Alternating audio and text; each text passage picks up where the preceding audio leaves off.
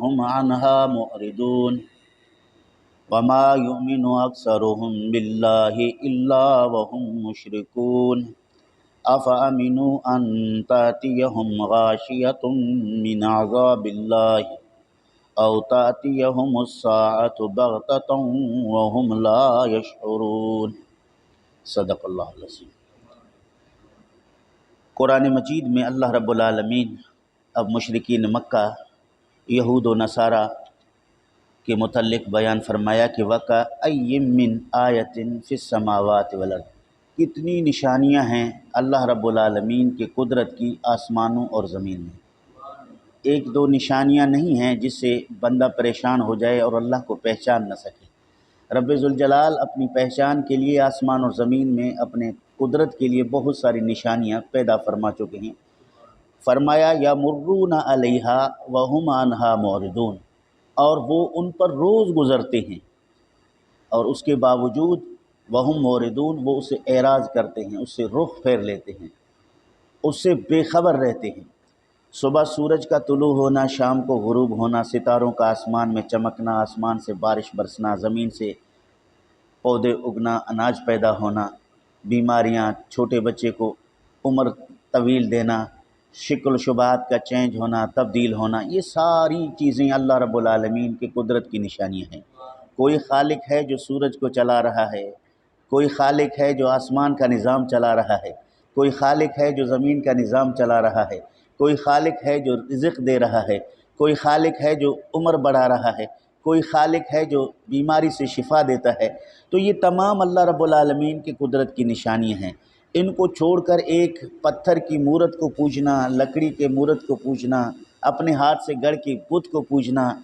اور بڑے چٹان کو دیکھ کر اس کے سامنے سجدہ ریز ہونا، سمندر پہ جا کے وہاں جھک جانا، سورج کو دیکھا تو اس کے سامنے جھک گیا، چاند کو دیکھا تو اس کے سامنے جھک گیا۔ اگر انسان غور کر لے اللہ رب العالمین کی ذات کے متعلق تو اللہ کی نشانیاں آسمان اور زمین میں بہت ہے۔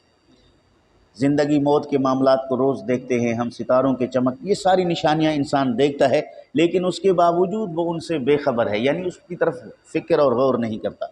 وَمَا يُؤْمِنُ أَكْثَرُهُم بِاللَّهِ، ان میں اکثر لوگ اللہ رب العالمین پر ایمان نہیں رکھتے، الا وہم مشرکون، مگر وہ مشرک ہیں۔ یہودیوں سے پوچھو کہ اللہ رب العالمین کے بارے میں تو وہ یہی جواب دیتے ہیں کہ اللہ ایک ہے، لیکن عزیر کو اللہ کا بیٹا کہتے ہیں۔ عیسیٰ علیہ السلام کے ماننے والے عیسائیوں سے پوچھو، وہ بھی کہیں گے اللہ ایک ہے، لیکن عیسیٰ علیہ السلام کو اللہ کا بیٹا مانتے ہیں۔ تو یہاں فرمایا کہ جو اللہ رب العالمین کی اولاد مانے، اللہ رب العالمین کے لیے زوجہ مانے، اللہ رب العالمین کے ساتھ کسی اور کو شریک ٹھہرائے، وہ بظاہر تو کہتا ہے کہ میں نے اللہ پر ایمان لایا، لیکن وہ اللہ پر ایمان نہیں لایا، وہ تو مشرک ہے جس نے اللہ کے ساتھ دوسری مخلوق کو شریک کیا ہے۔ فرمایا افامنوا ان تاتیہم غاشیۃ من عذاب اللہ، کیا تم اس انتظار میں بیٹھے ہو کہ اللہ رب العالمین کی عذاب آ کر انہیں گھیر لے؟ اس انتظار میں ہو کہ اللہ کا عذاب آئے پھر ہم اللہ رب العالمین پر ایمان لائیں گے، موت آ جائے پھر ہم اللہ رب العالمین پر ایمان لائیں گے، او تاتیہم الساعۃ بغتہ، یا اچانک قیامت برپا ہو جائے پھر تم خدا کو مانو گے، وہم لا یشعرون، انہیں ان کا شعور نہیں ہے۔ یعنی بہت سارے انبیاء کرام علیہ السلام کی تاریخ میں جب ان کی امتوں کو انبیاء کرام نے عذاب خداوندی کی ڈر سنایا تو انہوں نے اس عذاب میں تاخیر دے کر نبیوں کی تکذیب کی، کہا کہ یہ تو جھوٹ بولتے ہیں، اللہ کی طرف سے کوئی عذاب نہیں آ رہا، کوئی کسی قسم کی مصیبت نہیں آ رہی ہے۔ رب ذوالجلال فرماتا ہے کہ ہم نے انہیں ڈھیل دے رکھا تھا اور ہمارے انبیاء پیغمبر ہماری طرف سے وحی پر انہیں جو کچھ عذاب کی خبر دے رہے تھے ان کی نصیحت کے لیے تھا، لیکن یہ ظالم سرکش لوگوں نے بجائے اسے نصیحت حاصل کرنے کے انہوں نے میرے پیغمبروں کو جھٹلا دیا اور ان پر عذاب آ گیا۔ اس کے بعد اللہ رب العالمین نے اپنے پیارے رسول صلی اللہ علیہ وسلم سے فرمایا قل، اے حبیب آپ کہہ دیجئے ھذہ سبیلی، یہ میرا راستہ ہے، ادعو الی اللہ، میں اللہ رب العالمین کی طرف دعوت دیتا ہوں، میں اللہ رب العالمین کی طرف بلاتا ہوں۔ حضور صلی اللہ علیہ وسلم کو اللہ رب العالمین نے کہا کہ یہ آپ پر اعتراض کرنے والے، آپ سے بیجا سوالات کرنے والے، آپ کے امتحان لینے کی غرض سے آپ کے پاس آنے والے لوگ ہیں، انہیں کہہ دیجئے کہ یہ میرا راستہ ہے۔ میرا راستہ کیا ہے؟ ادعو الی اللہ، میں اللہ رب العالمین کی طرف بلاتا ہوں۔ تمہیں اللہ رب العالمین کی وحدانیت کی طرف دعوت دیتا ہوں، اعلیٰ بصیرتن، تمہارے دل کی آنکھوں سے، تم اپنے دل کی آنکھوں میں دیکھو، ومن اتبعنی، جو میرے اتباع کر رہے ہیں، جو میرے نقش قدم پر چل رہے ہیں، ان کے معاملات کو دیکھو، دل سے غور و فکر کرو، یعنی سوچو کہ جو میں دعوت دے رہا ہوں اس میں کتنی صداقت ہے، اس میں کتنی حقانیت ہے، جو میری اتباع کر رہے ہیں وہ کتنے مخلص اور سچے لوگ ہیں۔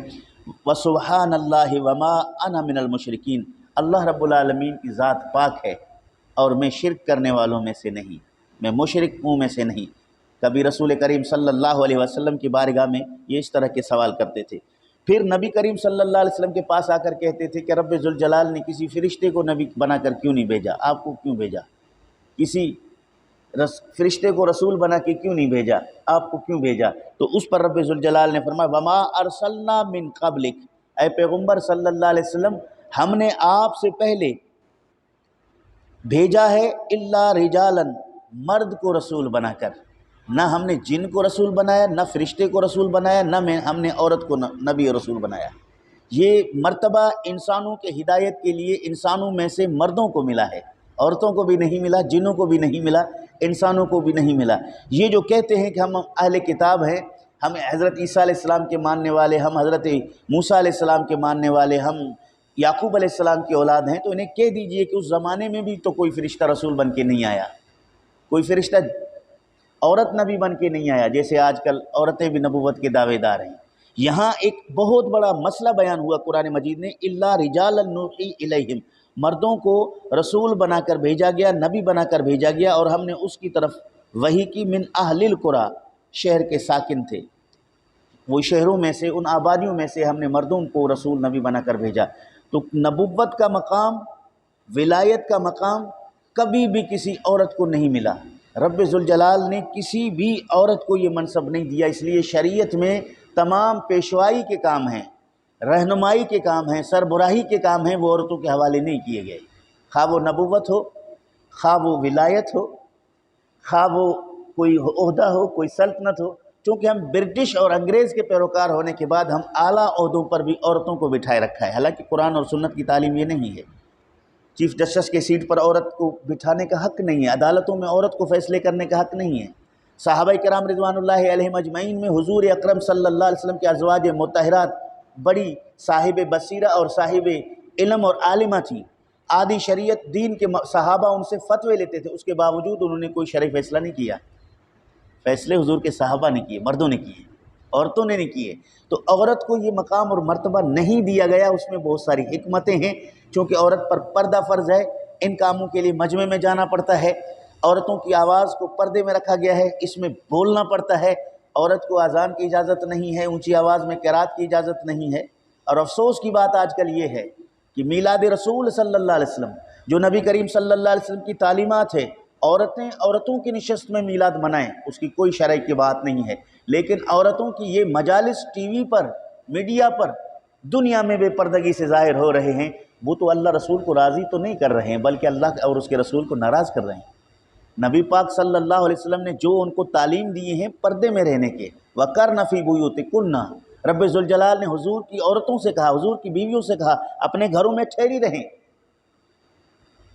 جب یہ قانون نبی کریم صلی اللہ علیہ وسلم کے گھر پر لاگو ہے تو حضور کی امت پر نبی پاک کی محبت میں کوئی عورتوں کا مجمع لگائے یا مرد مخلوط ہو جائیں اس میں، یا مردوں کو وہ پورا محفل ٹی وی کے ذریعے دکھا دیا جائے، تو یہ شرعاً جائز نہیں ہے۔ ایسے محافل کو دین کا محفل کہنا جہالت ہے، یہ فتنے ہیں، یہ دین کے محفل نہیں، دین کے نام پہ فتنے ہیں۔ دین چونکہ حیا کا نام ہے، دین شریعت پردے کا نام ہے، اس میں بہت، حضرت عائشہ صدیقہ رضی اللہ تعالی عنہا نے کبھی مجمع میں خطاب کیے، کوئی بتائے؟ فاطمہ الزہرا رضی اللہ تعالی عنہا جو علم کے صاحب ہیں، قرآن کے صاحب ہیں، بڑی مہارت رکھنے والی ہیں دینی معاملات میں، انہوں نے نہیں کیے۔ تو آج کل کے ایک ناخواندہ کالج اور یونیورسٹی سے تمام دنیا کے زیورات کو سجا کر اگر آج آئے اور نبی پاک پر درود و سلام پڑھے، کیا اس پر رحمتیں برسیں گی؟ نہیں، اس نے نبی پاک کی شریعت میں آ کر نبی پاک سے بغاوت کی ہے، تو لہٰذا علماء کبھی بھی اس کے قائل نہیں ہیں۔ جہاں کہیں اگر ایسی محافل سجائے جاتے ہیں، یہ عوام الناس کے خیالات ہیں، شریعت اس کی اجازت نہیں دیتا۔ ہاں، خاتون عورتوں کے درمیان ان کے محفل میں پردہ ہو، ان کی آواز باہر نہ جائے، وہاں وہ نبی پاک پر درود و سلام بے شک پڑھیں، صلاۃ و سلام پڑھیں، میلاد شریف کریں، ان کی بالکل ان پر اجر و ثواب ہے، لیکن اگر اس میں مرد انوالو ہو گئے یا ان کی باہر تشہیر ہونے لگی تو پھر یہ ناجائز اور حرام ہو جائے گا، اس سے بچنا چاہیے۔ یہاں قرآن کریم نے یہ ارشاد فرمایا کہ الا رجالا نوحی الیہم من اہل القری افلم یسیروا فی الارض، کیا وہ زمین پر سفر نہیں کرتے؟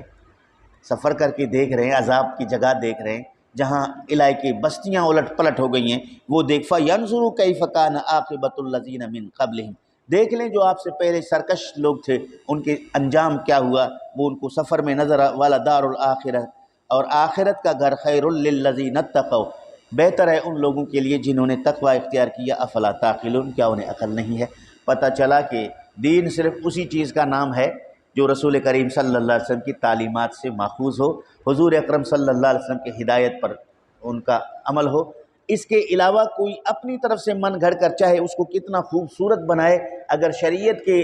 ممانعت اس کے اندر ظاہر ہونے لگیں تو پھر وہ ناجائز ہو جائے گا۔ جیسے شریعت میں پردے کا حکم ہے، دینی محافل کے نام پہ بے پردگی ہو جائے تو پردہ کرنا فرض ہے، اس فرض کے ترک کرنے کی وجہ سے وہ خواتین گناہ کبیرہ کے ارتکاب کرنے والی بن گئی ہیں، تو پھر ان کا وہ محفل سب چیزیں ناجائز ہیں۔ اور آج کل افسوس کی بات یہ ہے کہ امامت کرتی ہوئی عورتیں نظر آ رہی ہیں، بیرونی ممالک میں ویڈیوز آ رہے ہیں، کلپس آ رہے ہیں کہ عورتیں امامت کر رہی ہیں، اور عورتوں مردوں کا مخلوط جماعت کندھے کاندھے کے ساتھ ایک صف میں لگے ہوئے نظر آ رہے ہیں۔ تو اس طرح کی فتنوں سے اللہ تعالیٰ بچائے، روزانہ کی کئی نہ کئی فتنے ہیں، اللہ تعالیٰ جل شانہ عمل کی توفیق نصیب فرمائے۔